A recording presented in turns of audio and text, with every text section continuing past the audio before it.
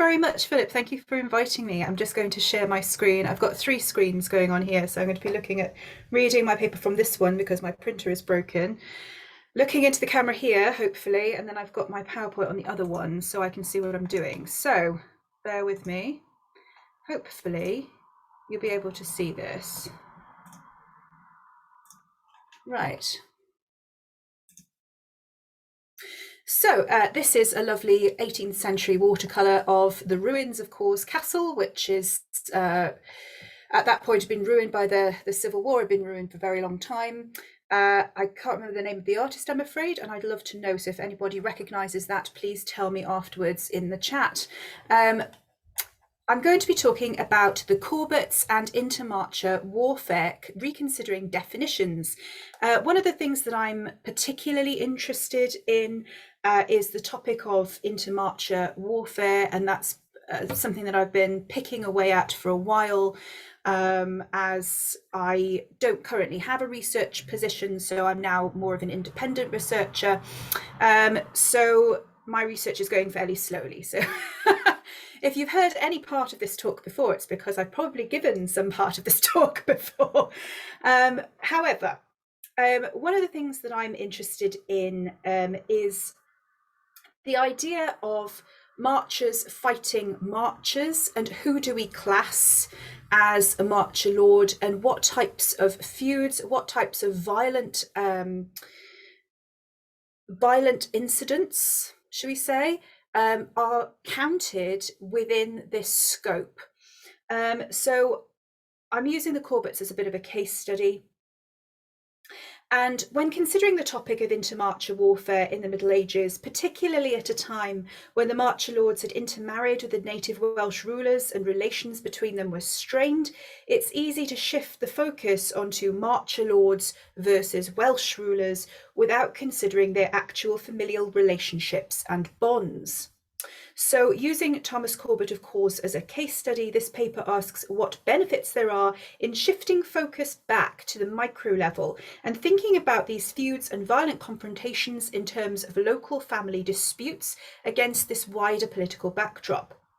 So we're going to ask what should be considered as intermarcher warfare and whether the feuds that can become pigeon-holed as marchers versus Welsh are so clear-cut. I'm also going to add a little bit at the very end, which is about bishops again, because I can't stay away from them apparently. And I realise that violent confrontations with Welshmen in Thomas's case and in the Corbet's case are not really confined to secular feuds.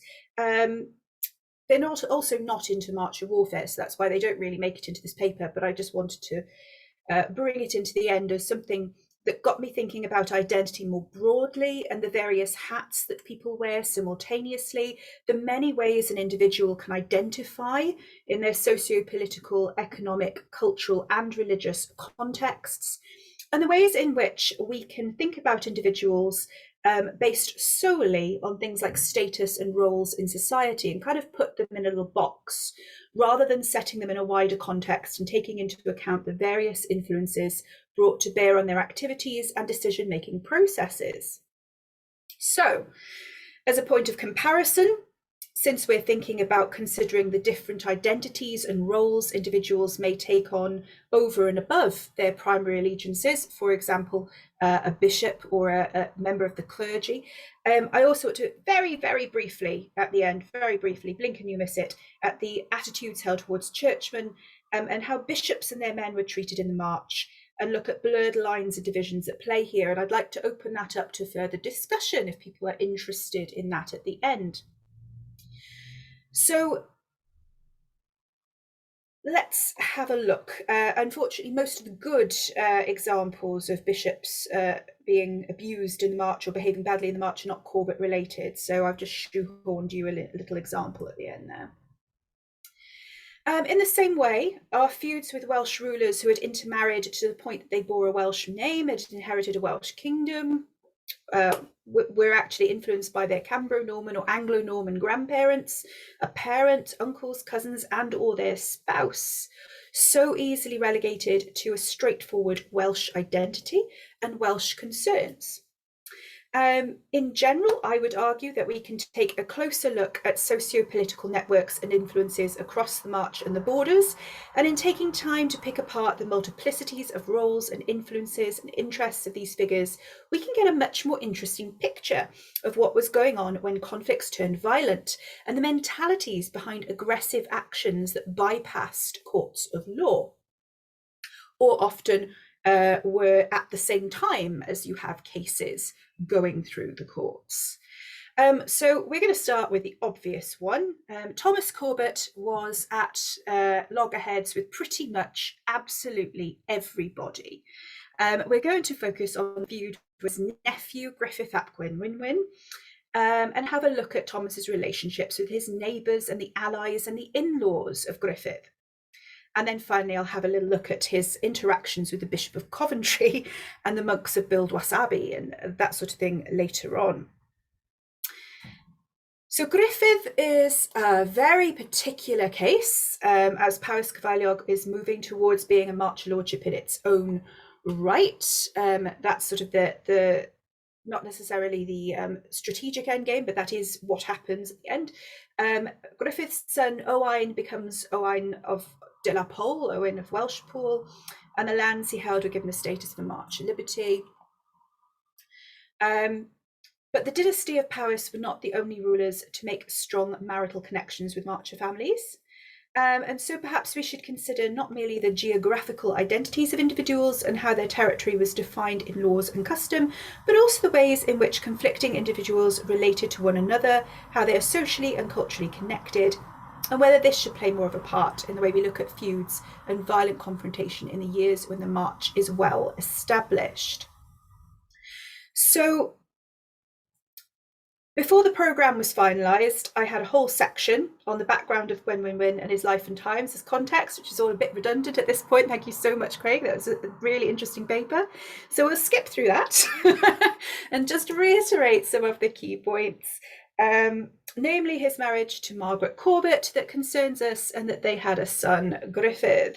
One thing I will mention, though, is that lovely equestrian seal that Craig mentioned in his talk and showed us a slide of earlier, which, as Craig pointed out, was a rare thing for Welsh rulers to use so early on. The significance of it being equestrian, and that is a knight on horseback, is that this was iconographically used typically by Anglo-Norman knights.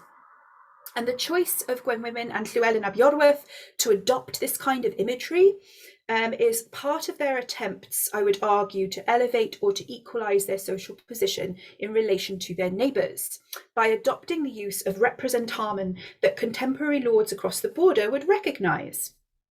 It's a way of being more sophisticated. It's a way of showing your iconography, and the choice of iconography is up to the individual.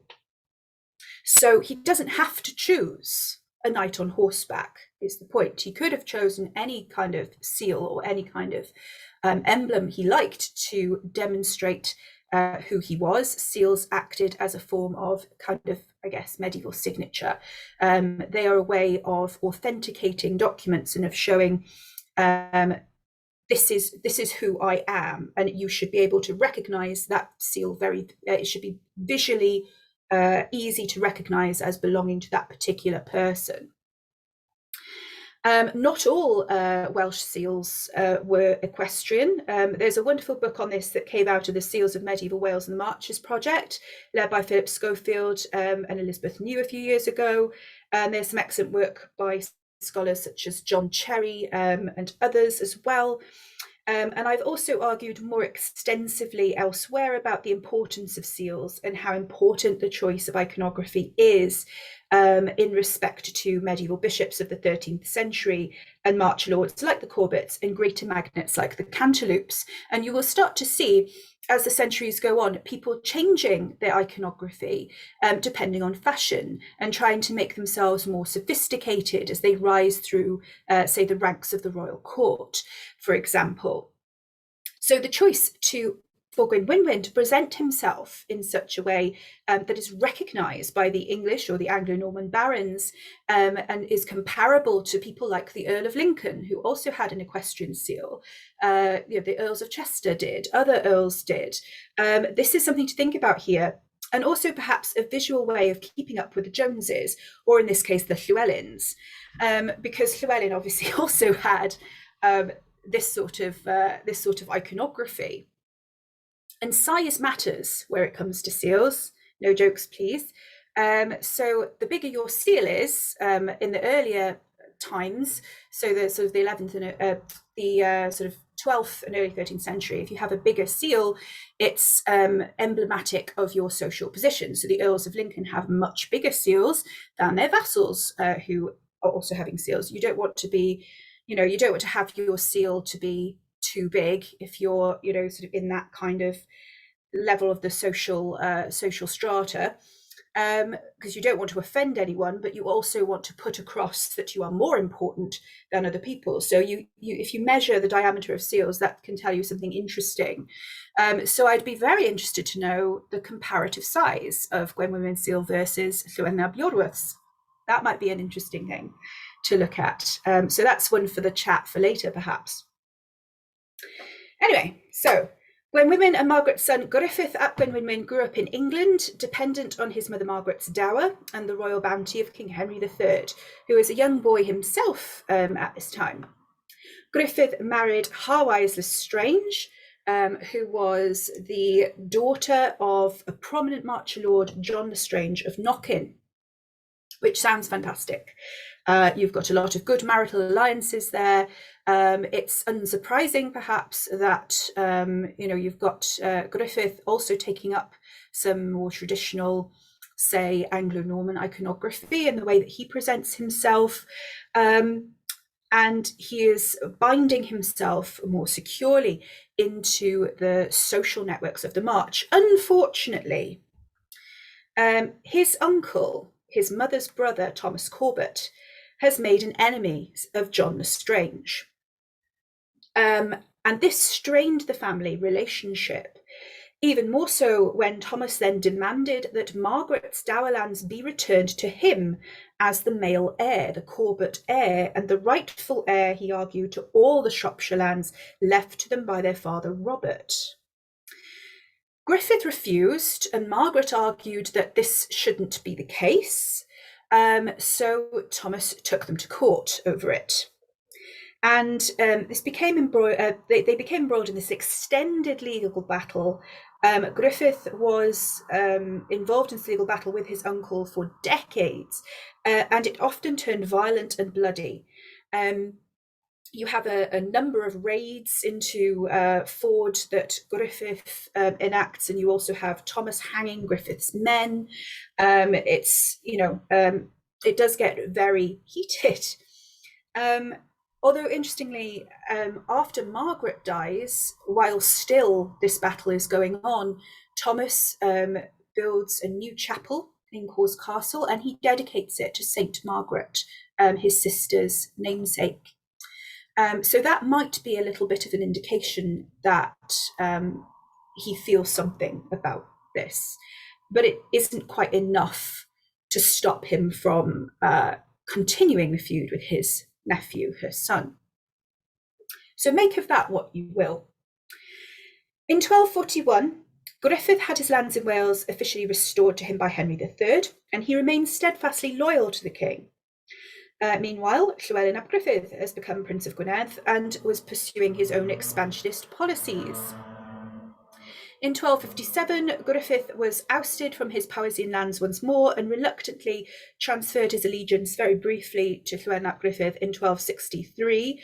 They did not get on. This arrangement continued uneasily until it was discovered Gruffydd was heavily involved in a plot to assassinate Llywelyn, apparently, which came to light in 1274, and in which Griffith's wife Harwise Lestrange, as was, and their son Owain were deeply implicated.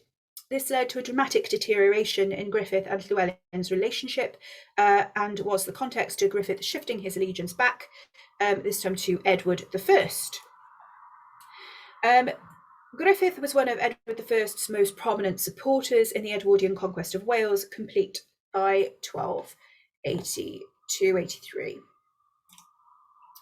So,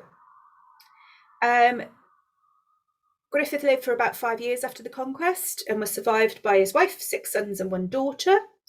The family had by this time turned Powys Cyfeiliog into a cohesive marcher lordship, renaming the geographical area of lands under their control as Welshpool. Owain, their oldest son, inherited and referred to himself and was referred to as Owain de la Pole, which is a very sort of that anglicised, if you like, way of terming himself. And eventually Welshpool was passed to Owain's daughter Hawise, named after her grandmother, and her husband John Charlton. So that's a whistle-stop tour of the background, and you can see where the interweaving of alliances gets complicated, but also where the objections to marriage and the personal relationships between the marchers caused further issues. One of the examples that I personally love of Thomas's not so great ways of trying to resolve issues that he has with people, particularly his nephew, comes in the form of the Loveday of around 1256. I'll just give some background on what this is and have a look at how this deteriorated. So for anyone who isn't sure or hasn't heard of the term Loveday before, Lovedays, or Days Amoris, as Henry Bracton calls them, or Jours d'amour, as they're known in the books of common law, are a common means of out-of-court settlement or arbitration by the 13th century in Britain. In De Legibus, Bracton refers to Lovedays as being given to the parties as a day of love under the form of peace. But it doesn't really explain what it is or what kind of space you need for it, or how it's done. Rather, the emphasis is on emotion and performative emotion, that of Christian brotherly love leading to the virtue or beatitude of peacemaking, which is consistently emphasised. Such emphasis can be seen in the literary works of poets like Chaucer and Langland and Gower, who going to give Santina a ring while this talk's on, because it's being recorded for later in the week as well. So I won't miss it. So I'll give her a ring now and get her out the way. Okay, bye.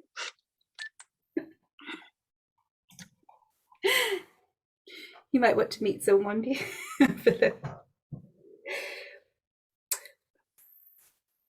Where was I? Right.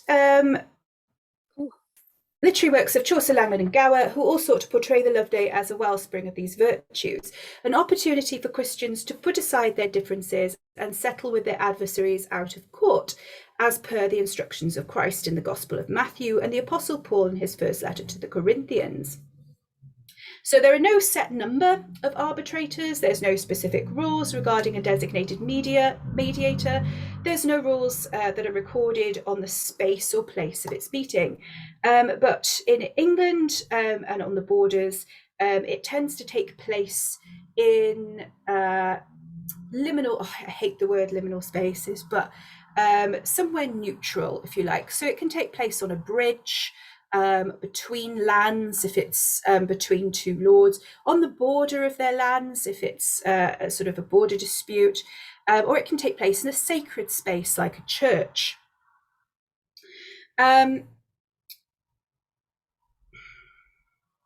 Lovedays generally appear in common manuals of law and refer to a concord, and in the March of according to John Merck's Festial in 1493, Henry II was supposed to have gone to a Loveday with Thomas Becket to make up the quarrel between them. So this is what John Merck says. But on arrival, refused to kiss him, as the king had sworn this was something he would not do. Merck implies that the kiss of peace was an essential feature of the Loveday, as was the presence of friends and kinsmen of both parties to act as the mediators. And in the March of Wales, Lovedays were also known as Days of the March, Dies Marches. This would imply that the March Lords saw themselves as adopting and adapting this institution, allowing it to reflect the liberties of the March of Wales. So here it's likely that the kiss of peace was also exchanged if this was a performative feature, although there's little evidence for that and we can't definitively say, but certainly the presence of friends and kinsmen is still important, even though their counsel does not have to be heeded, and their attempts at arbitration were in many cases unsuccessful.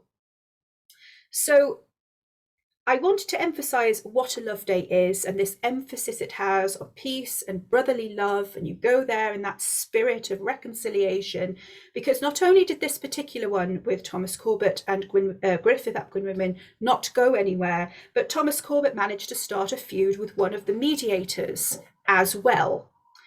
So much for the kiss of peace and brotherly love, I guess. Thomas Corbet was indeed particularly litigious and quarrelsome.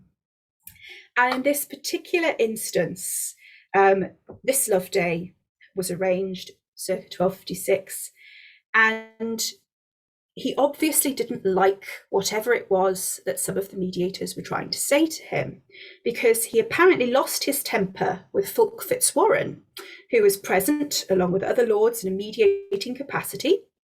And Fulk held lands from Thomas, and the Fitzwarrens were close neighbours, and their interests were closely intertwined with that of the Corbets and other border lords. We're not told in the records what this argument was, or what it was about, but we do know that that Thomas Corbet turned around and called Fulk a traitor, like his father before him. And Fulk, furious, stormed off and declared later to those who had been present, and in the hearing of Haymo Lestrange, who is an in-law of Griffith ap Gwenwynwyn and no friend of Thomas Corbet's, that he would never hold land from Thomas again. And Haymo, for reasons of his own, went back to Thomas Corbet and told him exactly what Fulk had said. And that just poured more fuel on the fire. So a week later, Thomas marched into Albury, which Fulk held from him, and forcibly ejected Fulk's men from the castle, decising Fulk by force. And in the following court case brought by Fulk against Thomas for unlawful decisement, Fulk denied that Thomas had the right to so decise him, since if he had renounced his homage, he had only done so verbally out of anger and emotion. Fulk further claimed that Thomas could not have decised him just on his word, and that given to Thomas by a third party. He didn't even say it to Thomas himself, and no formal act or notification of renunciation had taken place. It was just something he'd said in the heat of the moment. You can't, kick me out for that. The case was settled in Fulk's favour. He recovered sizen of his land by view, and Thomas was found to be a mercy of the court, and ordered to pay 40 shillings to Fulk in damages. This is hardly an isolated incident. Amongst the multiple court cases in which Corbett was either plaintiff or defendant, he is found on another occasion making peace with his own kinsman, Robert Corbet of Morton, and renouncing the rancour of mind he had held against him. This is a later thing. It would seem to be referring to Robert's part in the Second Barons' War, in which Thomas Corbet sided with Henry III and Robert Corbet of Morton did not, and had taken the opportunity afforded him by the civil upheaval to pursue his vendetta against his kinsman. The animosity between Thomas Corbet and Fulk Fitzwarren did not end there. So in 1260, Fulk Fitzwarren allied himself with Griffith ap Gwenwynwyn, Gruffudd de Caus, and Gruffudd ab Owain, and joined them in an attack on Corbet's villas in Ford, burning them down and stealing livestock and goods. During this raid, 8 of Corbet's men were killed outright, 10 were given fatal wounds, of which they later died, and 10 were captured and taken away. Fitzwarren's part in this raid has often been overlooked in favour of discussing this raid in the context of the feud between Thomas and Griffith. But it demonstrates that the deep-seated grudges that marchers could hold against one another meant that even into the late 13th century, alliances with the native Welsh against other marchers were a common part of intermarcher warfare, just as it had been a century before. This particular incident also raises an important question. How should historians regard the dispute between Griffith and Thomas in the first place? After all, John Lestrange and Fulk Fitzwarren appear on Griffith's side during other raids on Corbett lands. Griffith himself is the son of Margaret Corbett, the grandson of Robert Corbett, the son-in-law of John Lestrange, husband to Hawise. If Griffith himself, who was identified as Welsh in the sources and as the leader of the Welsh, cannot be considered at this point a marcher lord, then his marcher lord allies certainly bring this conflict into the scope of the case study. In the 1250s, Griffith complained directly to Henry III in a letter claiming that his uncle Thomas had hanged, without judgment or any cause, 3 of Griffith's men, who were under the protection of God and the king, as was Griffith and all his men. The kin of the hanged men had entered Thomas's lands and killed certain of Thomas's men in revenge. This may well have been in connection with the ongoing legal battle between uncle and nephew over the 3 manors of Buttington, Trewern and Hope, granted from the Lordship of Caus, which had been part of Margaret's dowry and were now being claimed by both parties. This dispute had been dragging on since 1243, but in the 1250s and 60s, Thomas's Welshry, the Gorthor, became another point of discontent. The Loveday of 1256 had done nothing but inflame tensions and meant that in the Second Barons' War, the Corbets, so by the 1260s, were surrounded by enemies, all of whom were Montfortians, or the vast majority of which were Montfortians. And I've argued elsewhere that this was the local dynamic and the potential that Thomas needed to make another royalist ally, and the potential he found was in Roger Mortimer, and that's what kept Thomas on the king's side. The socio-political dynamics brought to bear of national conflict in terms of the Second Barons' War illustrate the importance of the more local intermarcher conflict in the 13th century and the need to study the grassroots dynamics in order to contextualize baronial choices and actions. So why did they ally with the people that they did? The ongoing feud between neighbours had ramifications. So presumably to shore up his control in the area, Thomas Corbett secured the hand of Joan Mortimer for his son Peter, and they were married sometimes in the 1250s. When the Mortimers remained loyal to the king, many of the barons of the Shropshire March sided with Simon de Montfort and the rebels, and Llewellyn ap Griffith threw in his lot with them to ravage the borders and send infantrymen to support the rebels at Evesham. But this Welsh force proved unreliable allies. After the massacre of rebels, Maud Mortimer received Simon de Montfort's head as a trophy from her husband Roger. Even beyond the marches, personal vendettas could sometimes be resolved the old-fashioned way.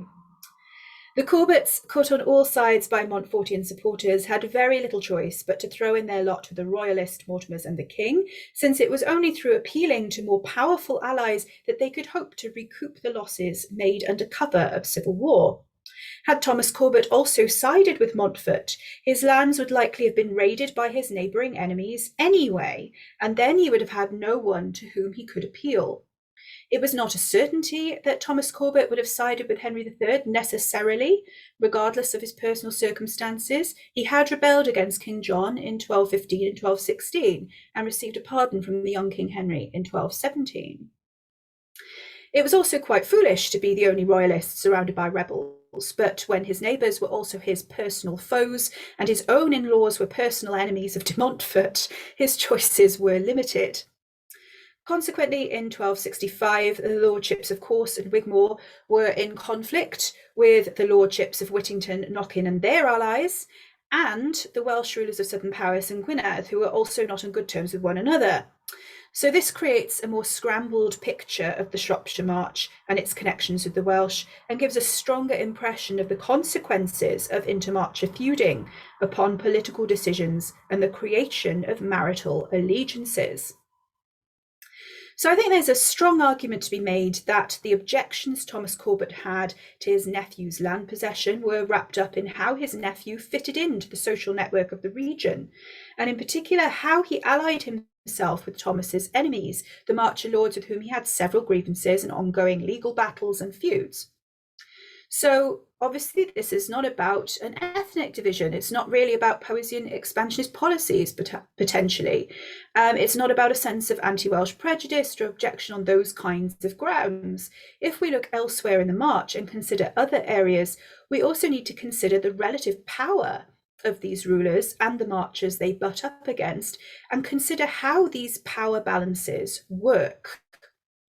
And what happens when a vacuum is created, and who steps into that, and who they owe allegiance to, who are their enemies, what is going on in this big network, and if you kind of if you have a ripple here, how does it affect people over here? But now let's very briefly and finally scramble that picture further and take a look at another level of society for whom identity could be a murky thing in a marcher context. I'm not going to spend too long on this, I hope, but this is another area where we can see the Corbett attitudes to others around them being based on socio-political networks, and not only or not merely on geographical or jurisdictional considerations. Now, I think there's room for including the bishops as marcher lords in their own right, particularly the Bishop of Hereford.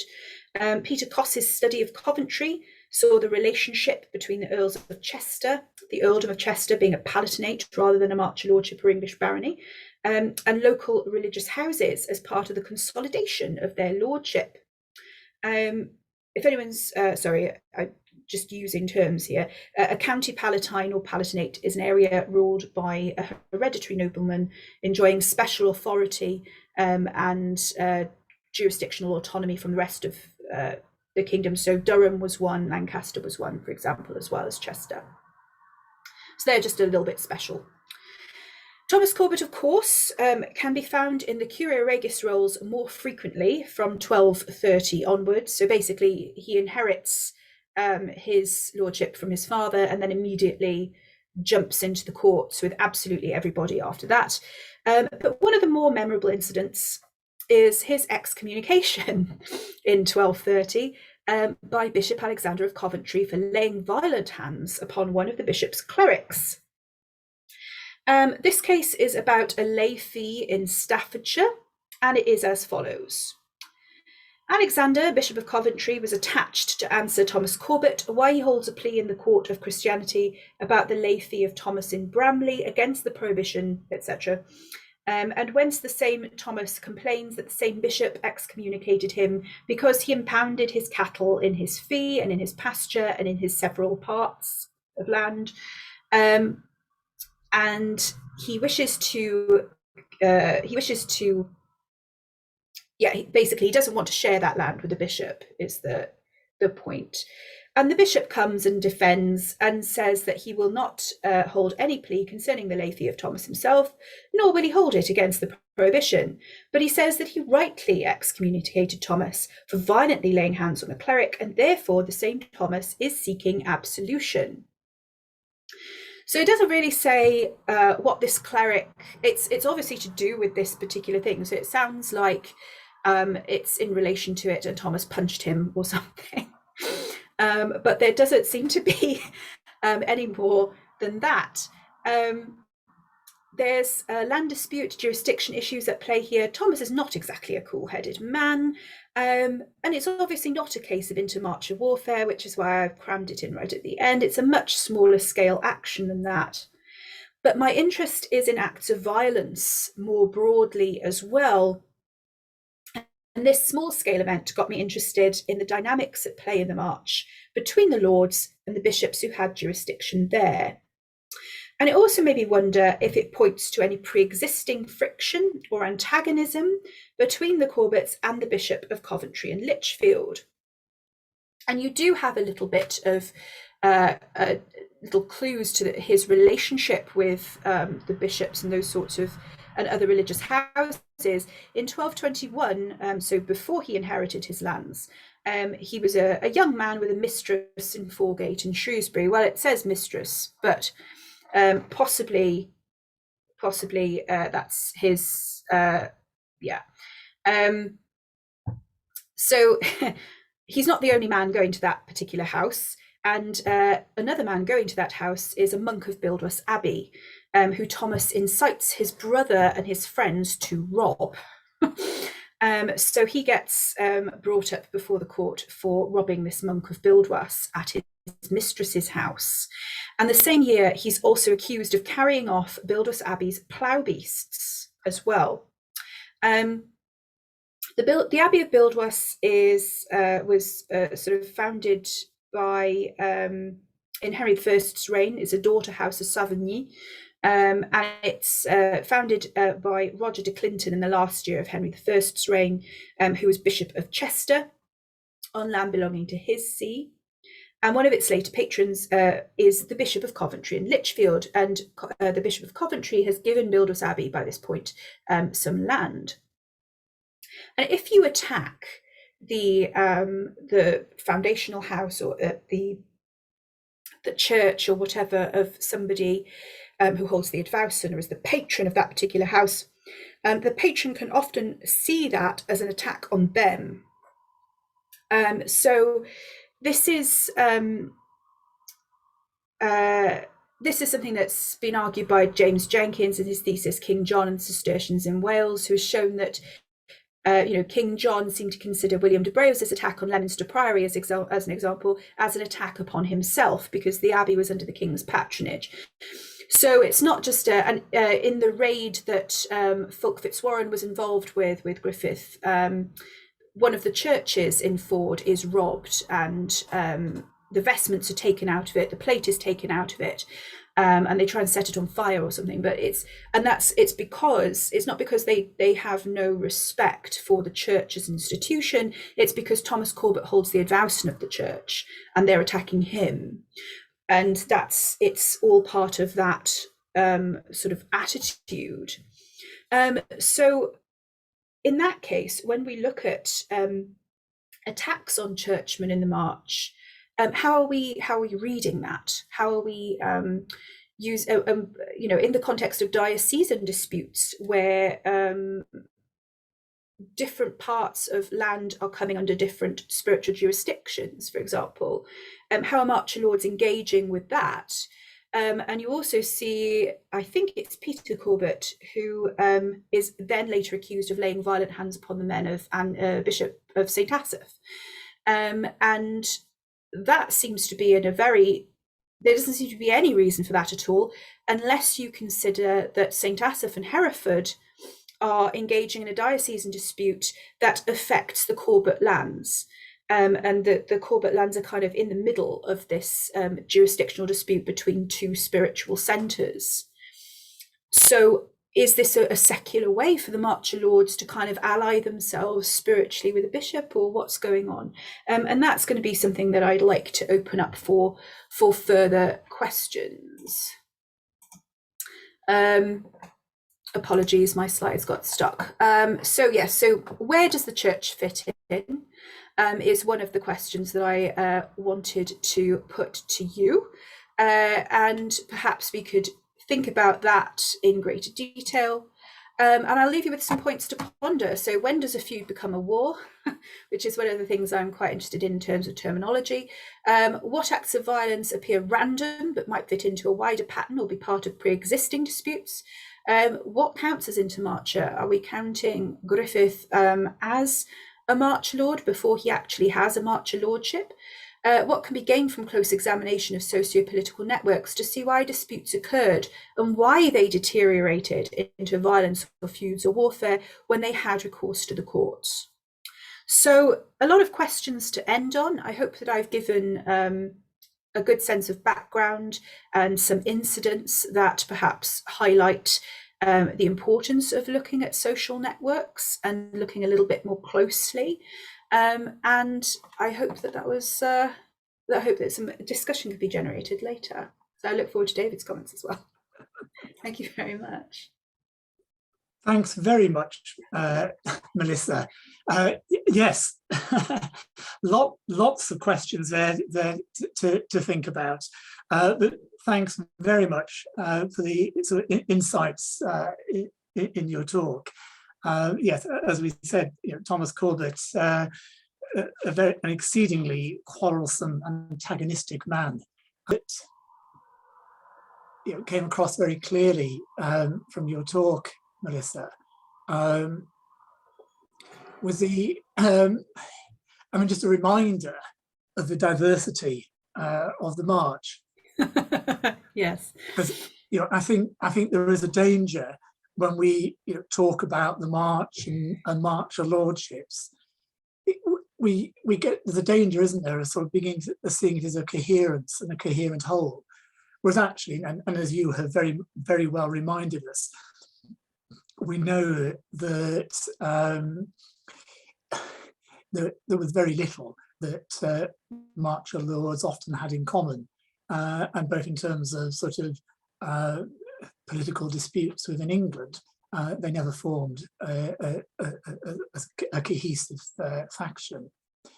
And yes, and you've illustrated the extent to which sort of both sort of feuding and rivalry, local factors, and marriage relationships all played a part. Yes, I mean, in terms of intermarcher conflicts, you've got their peaks and troughs. There's not that many incidents that, it's not happening all the time. And I'm not counting ones that go through the courts and only go through the courts. So I'm sort of counting, or I was thinking of just counting the ones that you have reports of people marching into each other's lands, and sort of doing things by force of arms, particularly. And you have, in the early days, as you'd expect, you've got more going on there. And sometimes it's glossed over with, oh, I'm sorry, I didn't realise you'd already conquered this bit. But other times you've got things like the really odd one is where, well, not odd, but it's where you have a different account in the Brita Tywysogion to the one in the Brenhinedd y Saeson, and they're completely different accounts about the same event. And one says that, I think it's the Brit says that a Norman attacks a Flemish castle and does so with the aid of a group of Welshmen and their, the sort of Welsh rulers and their sort of three brothers that he does that with. And the other account says that he was defending that castle for the Flemishmen from the Welsh. It's, you can't, that's not a, that's a completely different account. And it's really interesting, just the kind of the ways that is that a feud that doesn't, it just, who's right? What on earth was going on there, and is that a case of the chroniclers not really believing that writing from a distance in time from that event? Did they actually think that, oh no, that can't be right, because in South Wales the marchers don't attack each other, so he must have been an ally rather than an antagonist, and things like that. So I'm very interested in those sorts of accounts and how you handle those and what we think is going on where. But yeah, so the 13th century is a more settled time, potentially, and then it all sort of kicks off in the 1260s, and you've got this patchwork of uneasy alliances and enemies, and things just crack wide open because you've got a civil war. And that's the tensions that enable you to pursue things in a more violent way. So you have more incidents at that point. Yes. But yeah. Okay. There's a question from Andy King. Andy asks, after the failed Loveday, what court did Fulk Fitzwarren obtain judgment against Thomas Corbet for dissassin, and under which law? And then, that's the Court of the King's Bench, and it's, I think, in the Curia Regis. I'll just check that. I think that goes to the King's Court. and I can get you the reference. 2 seconds.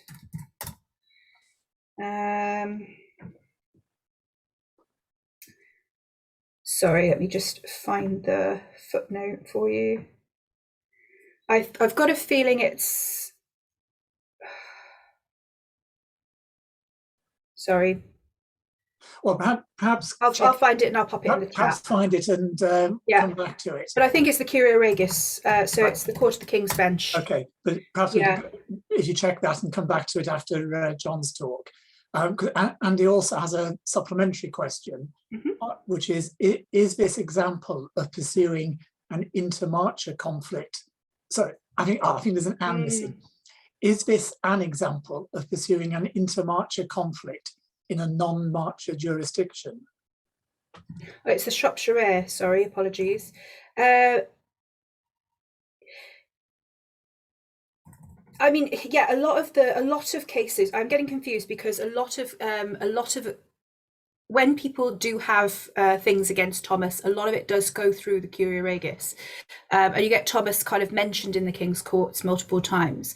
Other things like this one, apologies, is from the Shropshire of 1256, which is, I think there's printed versions with the Selden Society.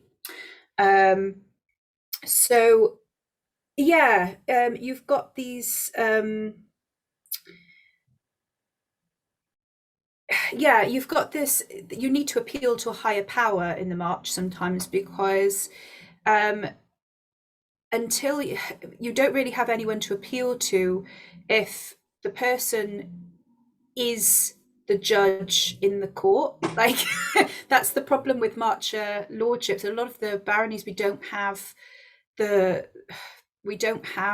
court records from a lot of the local kind of, those particular courts where the marcher lord would sit in judgment. We don't have a lot of records from wide swathes of time, even in the the growth of bureaucracy in the 13th century. And so we are kind of very reliant on the heir rolls, the Curia Regis rolls, and a lot of centralized things. So there's so much that has obviously passed through the courts or never made it to court that we just don't know about. And that makes the evidence a little bit patchier and a little bit more difficult to obtain. And so you'd get a very fragmented picture of exactly who is appealing whom and what sort of, how prevalent, I suppose, these kinds of incidents are. But yeah, Fulk has to appeal to the heir courts and to sort of the royal justiciars, because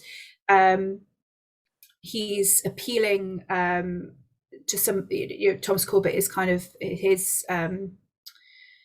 he is a vassal of Thomas Corbett at that point in terms of that land dynamic, if that makes sense. Sorry, I'm very, very tired. Right. Okay. Yes. Just I think a quick question. I'll fit in one more quick question before we move on to John. So tell me if you can answer this quickly or whether we need to come back to it later. Okay.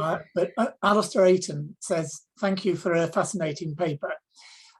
Regarding the point about dies amoris becoming known as dies marcii, which rather suggests the region was an area synonymous with conflict and or violence. I just wondered if you could say a little more about how common these events were as a means of settling disputes in the march and how successful they were. Oh, that's quick. Yeah, no, I can't. Because they're kind of off the books, these. And that's the problem, because they're not recorded. So the only way you can find out that they were held is if they appear in a court case that mentions them, and there aren't very many of those that mention them for various reasons. I mean, it could be, obviously, if it's an out-of-court settlement, it might say, we're not coming back to court today because this was settled in a day of the march, or this was settled in a Loveday. End of case. That's why. Or they're just not mentioned. They're just not there because the case is settled out of court. We don't need to do it anymore. So it's very difficult to tell. So we know they're happening, but we don't know. We don't know a lot about them. It's very difficult to get at them, unfortunately. Thanks very much, Melissa.